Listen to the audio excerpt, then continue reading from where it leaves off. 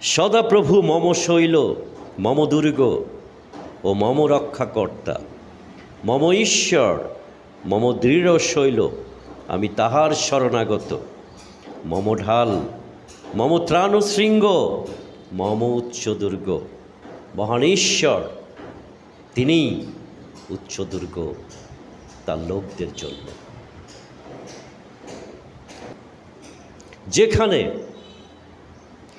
যেখানে স্বয়ং ঈশ্বর তার লোকদের জন্য উচ্চ দুর্গ, কার এমন শক্তি আছে? কোন সেই শত্রু যে এতটা শক্তিশালী যে সেই দুর্গ ভেঙে চুরে, সেই দুর্গ ভেদ করে তার লোকদেরকে ধ্বংস করবে?